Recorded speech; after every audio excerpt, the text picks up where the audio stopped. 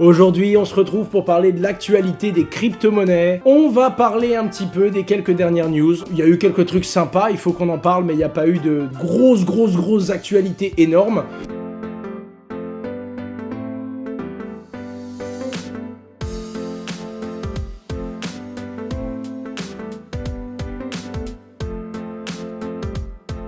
Le prix de Bitcoin, je vais pas revenir dessus. On est en dessous des 30K. Globalement, dès qu'il repasse au-dessus, il se prend une claque. Comme d'hab, on va voir, est-ce qu'il se stabilise dans cette range? Est-ce qu'il repart à la hausse, ce qui est possible? Ou est-ce qu'il creuse encore, comme beaucoup le voient? Parce que là, on a un palier quand même. On est quand même à un palier où, si on vient décrocher en dessous des 30 000 $, les amis, pas de magie, là, on peut descendre beaucoup plus bas très vite. Là, on pourrait vite perdre 5 à 10K. Encore une fois, j'ai pas de boule de cristal, malheureusement, je ne vois pas l'avenir. Je peux vous conseiller plein de chaînes YouTube de bonhommes qui font des prédictions de gourous et qui vont vous dire en fonction de la taille de la lune si Bitcoin va monter ou perdre demain. Mais moi, je suis incapable de vous répondre. Bref, en tout cas, le marché des crypto-monnaies est plutôt calme, entre guillemets. L'index de peur est plutôt bas. Et on a une faible valorisation globale de marché, mais toujours un Bitcoin qui, pour l'instant, tient plutôt bien les murs, je trouve, mais qui risque de perdre encore de la valeur. Les amis, j'avance. Donc, la législation de Bitcoin et de crypto en Russie, c'est pour bientôt. Bref, je vous rappelle qu'on a l'Union européenne qui travaille sur MiCA et qui va bientôt proposer une régulation. Et je vous rappelle qu'on a les États-Unis qui fait beaucoup de recherches. Ils ont lancé des études de 3, 6 à 9 mois sur plein de différentes questions, les NFT, les stablecoins, l'économie globale, pour pouvoir faire une régulation intelligente. Et donc je pense qu'on aura dans quelques mois du coup les États-Unis qui vont se positionner, mais ils n'ont pas trop fait ça à la française en mode on met des règles et tout. Non, d'abord on étudie, d'abord on définit sur plusieurs mois, on fait des grosses études sur les cryptos avant de définir un cadre. On verra bien quel cadre ils définiront dans les mois à venir. En attendant, en Russie, c'est pour bientôt. On avance, c'est parti. Ethereum 2.0, bientôt dans la place, l'événement The Merge et en test le 8 juin. Vitalik Buterin le confirme. Ce serait apparemment en août qu'on aurait non pas la phase de test, d'accord? Je vous parle bien de la phase finale. En tout cas, il a dit que pour l'instant, c'était prévu pour le mois d'août. Donc, Ether 2.0, ça arrive. Alors, il y a beaucoup de gens qui me disent, ouais, mais est-ce que tu penses qu'Ether 2.0 va faire monter ou va faire baisser le prix de l'Ether? Ça, c'est très intéressant et la réponse, c'est que j'en sais rien. Si ça fonctionne bien, ça peut le faire monter. Si Ether 2.0, ça ne fonctionne pas, et il y a beaucoup de gens qui prennent le pari que ça fonctionnera pas, là, ça peut le faire baisser fortement. En attendant, un truc est sûr, actuellement, 10% des Ethers sont bloqués sur la nouvelle chaîne, enfin sur la chaîne Beacon, et ces Ethers-là vont être libérés quand Ether 2.0 va sortir. Donc si, à Ether 2.0, l'Ether prend beaucoup de valeur, et qu'à ce moment-là, on peut en plus de ça les vendre, il y a des chances qu'il y ait des gens qui en vendent et que ça fasse baisser le prix, parce que je vous le rappelle, c'est la vente qui fait baisser le prix, c'est l'achat qui le fait monter, et ben c'est l'offre et la demande, c'est ça qui régule le prix.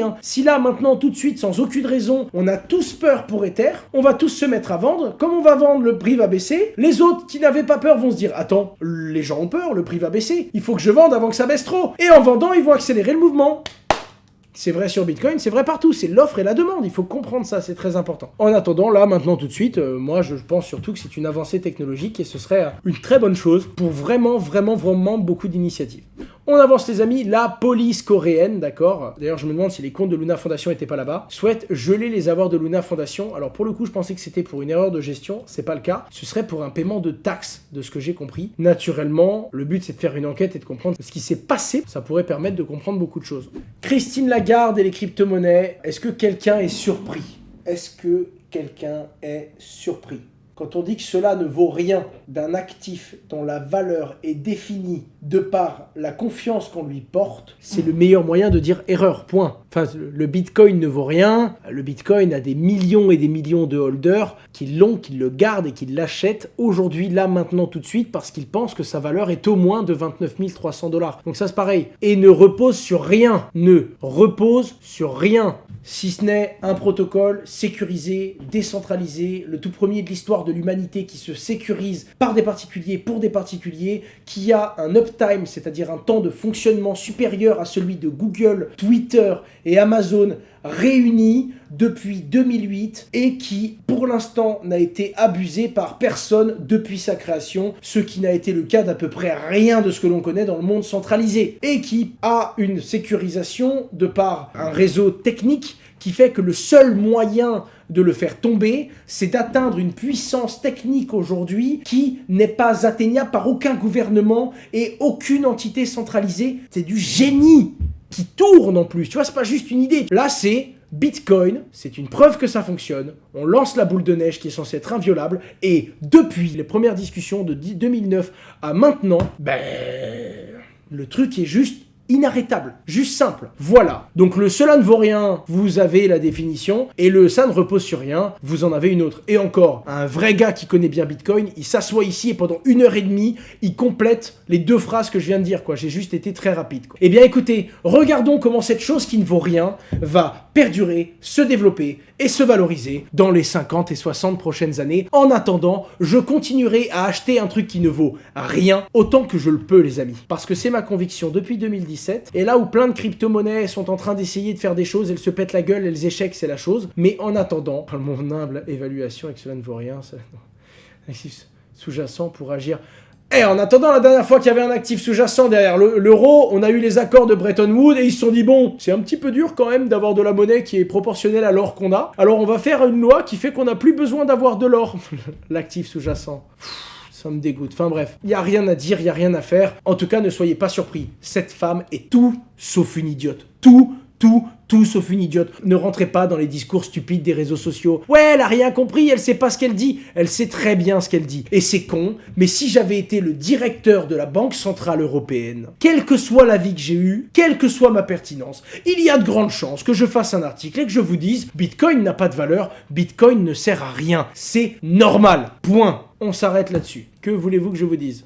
MicroStrategy confirme ne pas prévoir de vendre ses bitcoins. Je suis curieux de voir comment les investisseurs peuvent mettre la pression parce que s'ils s'effondrent, l'entreprise possède plus de 129 000 bitcoins. Eux, ils tiennent. Hein. Alors attends. Le 31 mars, MicroStrategy a déclaré avoir accumulé 129 218 bitcoins à un prix moyen de 30 700 $.